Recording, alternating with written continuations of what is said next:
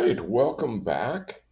Let's talk about some definitions very quickly. First of all, we're going to define x as being some function of t and y being some other function of t. I've used f and g for simplicity.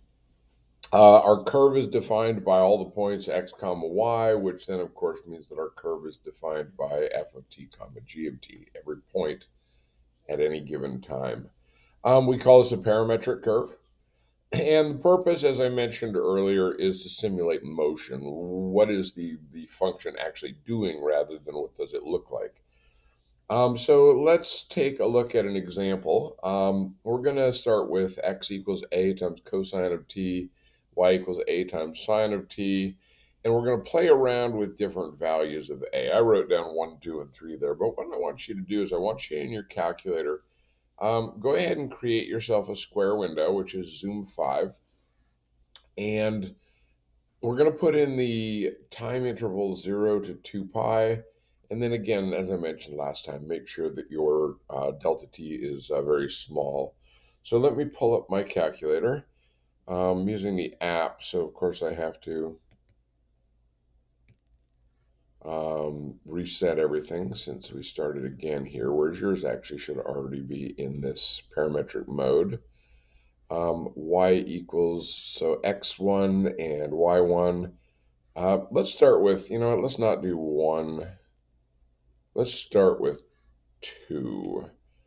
So 2 cosine of t will be our x value. 2 sine of t will be our y value. And we're going to do this from 0 to 2 pi. Looks like I've already got 2 pi in there, 6.2831. And then we'll go ahead and hit zoom square, number 5. And you can see it appears to have drawn a circle starting at theta equals 0 or times 0 and working its way around that circle. So go ahead and try a couple different values of a. Plug in, let's say, I don't know, a equals 5, and then try again with a equals 8. And if you want to pause the video for just a second, come back. And all right, here we go. So 5 and 5, sine and cosine, we'll hit graph again. Hey, look, circle radius 5. Becoming a bit obvious what's happening here. So what we get is a circle of radius a. Now, very quickly, let's try some different windows. How about from pi over 2? Why don't you try from 0 to pi? Maybe a quick, what do I expect to happen?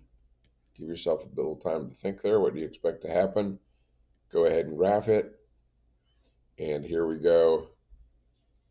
Oh yes, look, half a circle, 0 to pi instead of to 2 pi.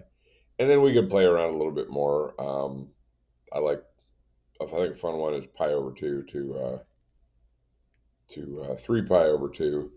And I like the fact that you can sort of get like weird graphs that you wouldn't normally think you'd be able to graph using your graphing calculator. So yeah, so there you go.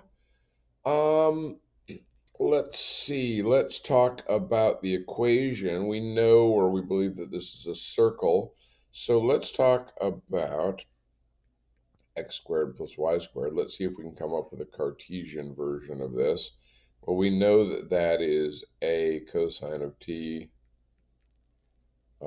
squared plus a sine of t squared. Oops, sort of ran out of room there. And so doing a little simplification, we get x squared plus y squared equals a squared cosine squared of t plus a squared sine squared of t.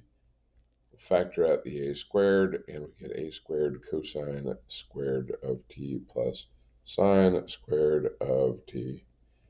And of course, we recognize that that is the Pythagorean identity, which means that our Cartesian equation for these two parameterized equations is x squared plus y squared equals a squared, and therefore you may remember a circle centered at the origin with a radius of A.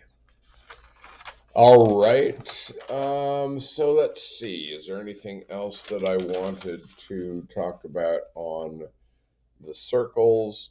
Looks like we're good there. Why don't you go ahead and do exercise 9 in the books, or in the book for those of you who are my students.